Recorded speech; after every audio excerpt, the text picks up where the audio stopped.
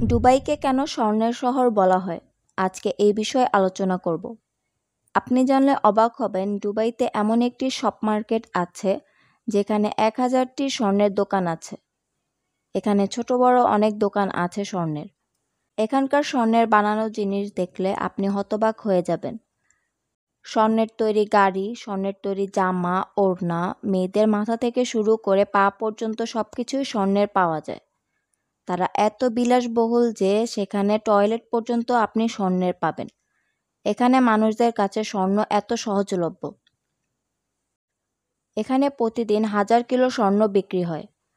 আপনার কাছে মনে হবে দুবাইতে হয়তো স্বর্ণের খনি আছে, কিন্তু না, দুবাইতে আসলে তেলের খনি। কিন্তু এত স্বর্ণ দুবাইতে কোথা থেকে আসে? আসলে দুবাই সাউথ আফ্রিকা থেকে বেশ বড় পরিসরে কাঁচা স্বর্ণ ইম্পোর্ট করে থাকে। এই অপরিশোধিত স্বর্ণ পরিশোধন করে দুবাইতে অনেক সুন্দর সুন্দর ডিজাইনের অর্নামেন্ট তৈরি করা হয় এবং দুবাইয়ের সিল লাগার সাথে সাথে দুবাই থেকে শুরু করে বিশ্ববাজারে তাদের কোয়ালিটির কারণে এগুলো অনেক বেশি সেল হয়। খাঁটি স্বর্ণ হিসেবে পুরো বিশ্বে এগুলোর সুনাম আছে। দুবাইয়ের গোল্ড এতটা পিওর যে পৃথিবীর সব জায়গা থেকে মানুষ দুবাইতে গোল্ড কিনতে আসে।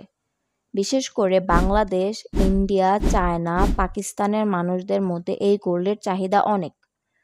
গোল্ড ট্রেডদের মধ্যে দুবাইয়ে 29% শেয়ার রাখে। আপনি জানলে অবাক হবেন, প্রতি বছর দুবাইতে 1200 টনের বেশি গোল্ডের বিজনেস করে থাকে। এই সেক্টর এত বড় যে 4000-এর বেশি কোম্পানি এই সেক্টরে কাজ করে। এর জন্য দুবাইকে সিটি অফ গোল্ডও বলা হয়। দুবাইতে গোল্ডের প্রাইস কম হওয়ার পেছনে সবচেয়ে বড় রিজন হচ্ছে দুবাইতে গভর্নমেন্টকে গোল্ডের উপর কোনো ট্যাক্স পে করতে হয় না। বাংলাদেশে ট্যাক্স, জিএসটি, মেকিং চার্জ এসব নেওয়ার ফলে গোল্ডের প্রাইস অনেক বেড়ে যায়।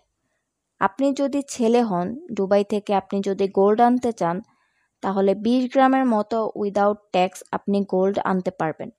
আর যদি মেয়ে হন তাহলে 20 গ্রামের মতো ট্যাক্স বাদে গোল্ড আনতে পারবেন। এর বেশি আনলে কাস্টম ফি আপনাকে দিতেই হবে। তো বন্ধুরা, আপনি যদি কখনো দুবাইতে যান তাহলে গোল্ড অবশ্যই কিনে আনবেন। ইনফরমেশনগুলো ভালো লাগলে লাইক এবং সাবস্ক্রাইব করে পাশে থাকবেন।